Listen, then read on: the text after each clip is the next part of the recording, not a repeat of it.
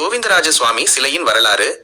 நம்ம திருப்பதியில் இருக்கும் மஞ்சுநீலகுண்டத்தில் தான் உண்மையான கோவிந்தராஜ சுவாமியின் அசல் விக்கிரகம் இருக்கிறது என்பது உங்களில் எத்தனை பேருக்கு தெரியும்? இந்த இடத்தை நரசிம்ம தீர்த்தம் என்றும் அழைப்பார்கள். இந்த சிலையின் வரலாற்றை தெரிந்து கொண்டால் உங்கள் மனதே ஸ்தம்பித்துவிடும். வீடியோவை கடைசி வரை பாருங்கள்.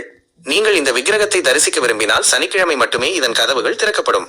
முதலில் இந்த வீடியோவை உங்கள் குடும்பத்தினருக்கும் நண்பர்களுக்கும் பகிருங்கள். சிலையின் வரலாற்று பின்னணி. இந்த விக்கிரகம் முதலில் சிதம்பரத்தில் இருந்தது. சோழ மன்னர்கள் வைணவ ஆலயங்களை சேதப்படுத்திய காலத்தில் இந்த விக்கிரகத்தை எடுத்துச் சென்று கடலில் வீசினார்கள். அதன் பிறகு அங்கிருந்து பக்தர்கள் யாருக்கும் தெரியாமல் இந்த விக்கிரகத்தை ரகசியமாக திருப்பதிக்கு கொண்டு வந்து சேர்த்தனர். அதன் பின்னர் ஸ்ரீ ராமானுஜர் இந்த விக்கிரகத்தை எடுத்துச் சென்று கோவிந்தராஜ சுவாமி கோயிலில் பிரதிஷ்டை செய்ய நினைத்தார். ஆனால் அந்த விக்கிரகத்தில் சிறிய சேதம் பின்னம் இருந்த காரணத்தினால் அதற்கு பூஜைகள் செய்யக்கூடாது என்பதற்காக இந்த விக்கிரகத்தை கொண்டு வந்து இந்த மஞ்சுநீல குண்டத்தில் வைத்தார்கள். அதன் பிறகு ஸ்ரீ ராமானுஜர் கோவிந்தராஜ சுவாமி கோயிலில் சுண்ணாம்பு மற்றும் மணல் கலவையால் சுண்ணப்பாறை ஒரு விக்கிரகத்தை செய்து அங்கே பிரதிஷ்டை செய்தார். இதுதான் இந்த விக்கிரகத்திற்கு பின்னால் இருக்கும் வரலாறு. இந்த வீடியோவை மிகவும் சிரமப்பட்டு உருவாக்கியுள்ளேன். வீடியோ பிடித்திருந்தால் உங்கள் குடும்பத்தினருக்கும் நண்பர்களுக்கும் ஷேர் செய்யுங்கள். மற்றொரு வீடியோவில் உங்களை சந்திக்கிறேன்.